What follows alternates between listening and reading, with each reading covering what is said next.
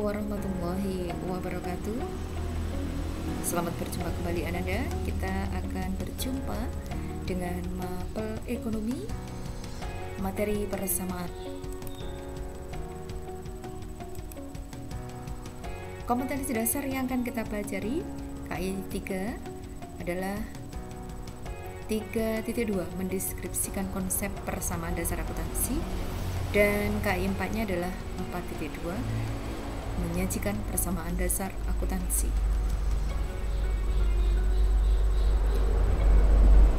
Harta sama dengan utang ditambah dengan modal, atau harta sama dengan modal ditambah dengan utang, atau utang sama dengan harta dikurangi modal, atau juga modal sama dengan harta dikurangi utang. Contoh yang pertama, PT Abadi Jaya memiliki kekayaan atau harta sebesar 100 juta, kewajiban atau utang sebesar 30 juta. Maka ekuitas atau modal pemilik sama dengan 70 juta. Dari mana hasilnya? Harta dikurangi utang sama dengan modal, atau modal sama dengan harta dikurangi utang. 100 juta dikurangi 30 juta sama dengan 70 juta. Contoh yang kedua, PT Abu memiliki harta kekayaan 200 juta rupiah dan modal sebesar 125 juta rupiah. Berapakah besarnya kewajiban atau utang yang dimiliki oleh PT Abu? Harta dikurangi modal sama dengan utang. 200 juta dikurangi 125 juta sama dengan 75 juta. Jadi besarnya kewajiban atau utang PT Abu adalah sebesar 75 juta.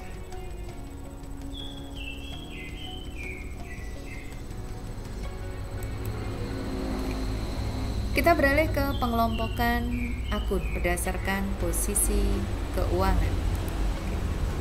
Akun real ini terdiri dari 3, yaitu akun harta atau disebut juga dengan aktiva atau aset. Yang kedua adalah akun utang atau biasa disebut dengan kewajiban atau liabilitas. Dan yang ketiga adalah akun modal atau ekuitas. Akun nominal ini terdiri dari 2, akun pendapatan dan akun beban. Kita beralih ke pencatatan dalam persamaan dasar akuntansi. Langsung ke contoh. Yang pertama adalah transaksi yang mengakibatkan perubahan harta dengan harta. Apa saja transaksinya? A. Pembelian harta secara tunai. Contohnya, pembelian kendaraan sebesar 150 juta. Pengaruh transaksi, kendaraan bertambah sebesar 150 juta. Ini sama dengan harta bertambah. Kas berkurang sebesar 150 juta atau sama dengan hartanya berkurang. Contoh yang kedua, penerimaan piutang usaha. Penerimaan atau menerima pembayaran piutang usaha sebesar 15 juta. Pengaruh transaksi, kas bertambah 15 juta, atau analisisnya adalah hartanya bertambah. Piutang berkurang 15 juta, harta berkurang. Yang C, penjualan harta secara tunai. Penjualan peralatan kantor 52 juta. Pengaruh transaksi, kas bertambah sebesar 52 juta. Di sisi yang lain, peralatannya berkurang 52 juta.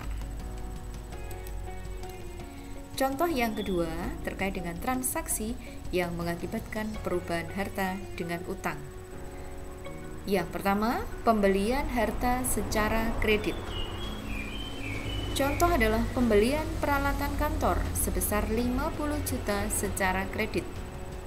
Pengaruh transaksinya, Peralatan bertambah sebesar 50 juta.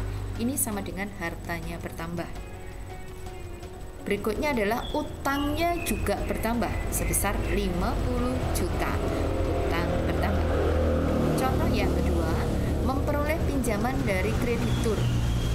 Menerima pinjaman dari bank sebesar 100 juta. Pengaruh transaksi, kasnya bertambah sebesar 100 juta atau hartanya bertambah. Dan di sisi yang lain, utang banknya bertambah 100 juta yang mengakibatkan utang juga bertambah. C. Membayar utang usaha. Contoh, perusahaan melunasi pinjaman bank sebesar 50 juta. Pengaruh transaksi, kasnya berkurang 50 juta atau hartanya berkurang, dan di sisi yang lain utang banknya berkurang 50 juta atau utang berkurang.